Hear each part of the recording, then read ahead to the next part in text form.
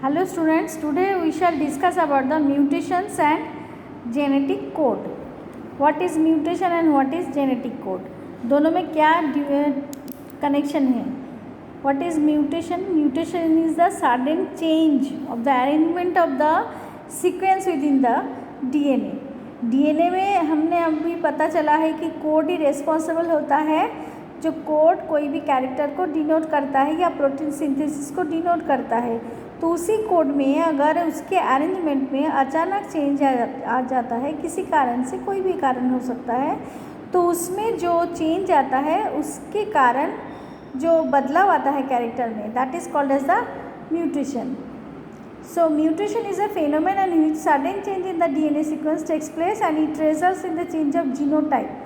जो genotypic character होता है, जीन के जो कैरेक्टर होता है उसमें चेंज आ जाता है और उसमें रिकॉम्बिनेशन म्यूटेशन से जो इवोल्यूशन आता है, सडन चेंज होने से, समझो सभी एक जैसे ही होंगे, ह्यूमन बींग समझो इतने सारे सभी एक जैसे ही है, उसके कैरेक्टर भी सेम है, लेकिन किसी कैरेक्टर अगर अचानक बदल जाता है तो ऑटोमेटिकली सभी में से अलग करके दिखता है वो कैरेक्टर आता है, और फिर उसी कैरेक्टर अगर नेक्स्ट जनरेशन में ट्रांसमिशन होता है तो धीरे धीरे ऐसे चेंजेस बढ़ता जाता है और जिसके कारण एक इवोल्यूशन, जो ग्रेजुअल चेंज वो आता है.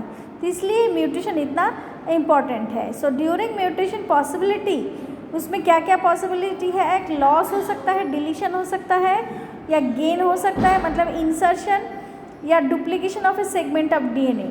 किसी डीएनए का किसी पोर्शंस का डुप्लीकेट हो सकता है जिससे कि वो क्रोमोसोम के नंबर का ऑल्टरनेशन होता है. And mutation can also occur due to change in a single base pair.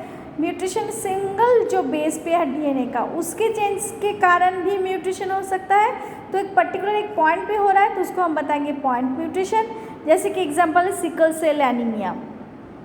Sickle cell anaemia एक ऐसी बीमारी है जिससे कि आरबीसी जो है सिकल टाइप हो जाता है. नेक्स्ट पहले हम पढ़ चुके हैं, तो उसमें ये that is example of point mutation, याद रखना.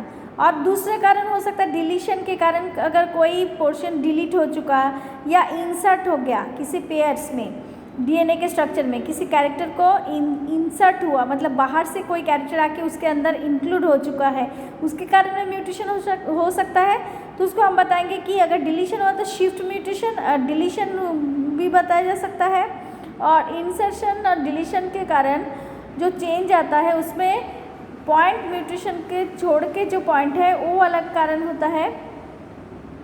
सो इंसर्शन और डिलीशन ऑफ 3 और multiples of 3 bases results in insertion और डिलीशन ऑफ अमाइनो एसिड. अगर 3 बेस पेयर डिलीशन हो गया या इंक्लूड हुआ तो उसके कारण अमाइनो एसिड भी उसका भी डिलीट हो जाता है, और उसके कारण क्या हो जाता है, अनअल्टर्ड रह जाता है. Reading frame remains unaltered from that point, उसी पॉइंट्स में अनअल्टर्ड रहता है.